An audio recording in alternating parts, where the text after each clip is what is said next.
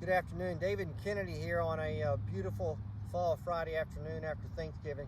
And we wanted to send a video to you to discuss 3 of the most common short game shots that you're going to experience in the next few months in wintertime golf. Winter's sort of definitely set in here. The turf's become dormant, tending to be wet. This will be a wet, more rainy, windy kind of time of year.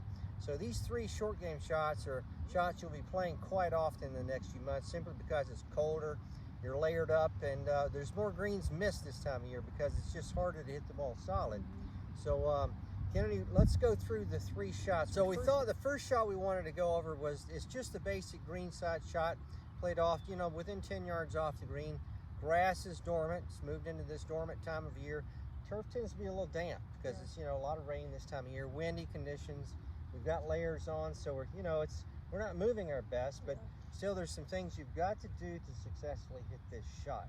I know myself, I miss a lot more greens this time of year because it's more difficult to hit the ball solid in windy and colder conditions, right?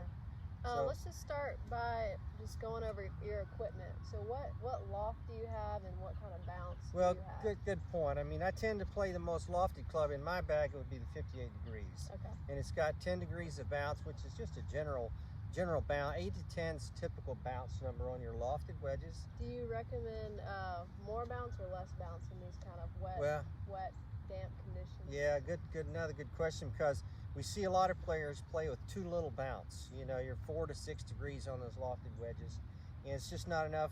I like 8 to 10, a little bit more bounce, I guess, than less is a good general rule of thumb this time of year. Okay.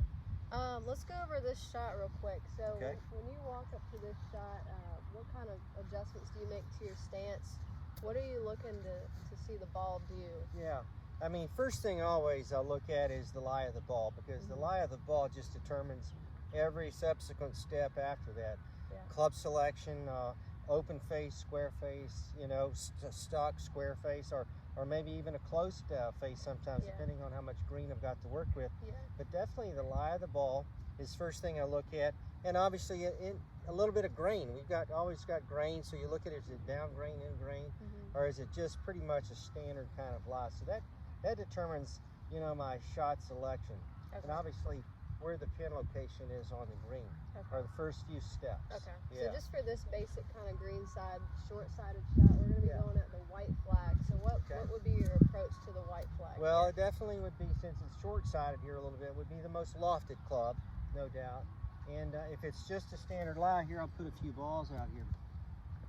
If it's just a standard lie, with this close in, 80-90% of the way I've got to hit this ball, it's got to be in the air, because I've got to cover the bunker, obviously, and then the collar a little bit.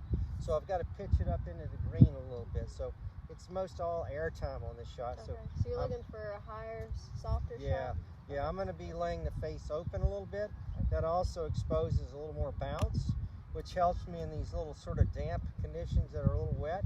Just introduce a little more bounce to the shot, to the ground. Wouldn't you say the biggest kind of fault with this shot is people don't open the face enough? Yeah. And they try to play something a little too low, a little too high, and it ends up kind of going off the back of the green. Yes, no question. I mean, a little bit more open face, and even if they do, I tend to see them not put enough energy into it once they open it, so they'll short side themselves a little bit a lot of times, because you've got to add a little more force when you add more loft. Yeah. Right. And then you end up bringing then the trouble into play. Bunker's into play. Okay. Right. So so other than club selection, looking at the lie of the ball, I'm also, feeling is there wind, that sort of has some effect. And I've obviously checked the green now. Is it firm? Is it, what's the condition of the green once the ball hits on the green? Yeah. Setup wise, I play this with more of a narrow stance. Yeah. I see the best players in the world play all the short game shots mainly with a little bit more narrow than wider stance here. And I'm actually, because I'm opening the face, I'm going to actually open my body lines a little bit and get a little bit left of target. And I also like to choke down on the golf club a little bit. Sort of brings me in a little closer to the ball. It abbreviates everything a little bit. Yeah, so anytime you open the face, you want to aim your body a little more left. Yeah, absolutely. No question. What about the swing itself? I mean, this is just a basic pitch stroke.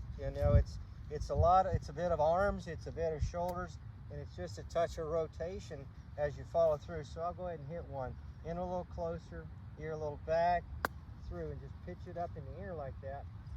Not bad, a little thin. Let's try another one. Just a touch thin, but ended up 6 or 8 feet or so. Again, here, a little better loft. I carried it a little too far, but you saw the ball sit down a little bit. And that's some of that open face contact that put a little more spin on it. But one thing that's hard to see from the kind of down the line is when I'm looking face on, he still sets up with a little bit of weight on his front foot. Good point. And he still finishes on his front foot as he rotates towards the target. Yeah, that's important. Yeah. Very important. Yeah, that's a good point, folks. So remember, like she said, set a little more weight on the front side, and you'll notice that swinging through the shot, there's just a little bit of a rotation of the torso here, a little rotation through. We call it talk to the target. When you finish, you want to be facing the target, club, arms, and torso facing the target. Talk to the target. Yeah. Good stuff. Yeah, good. Thanks, everyone.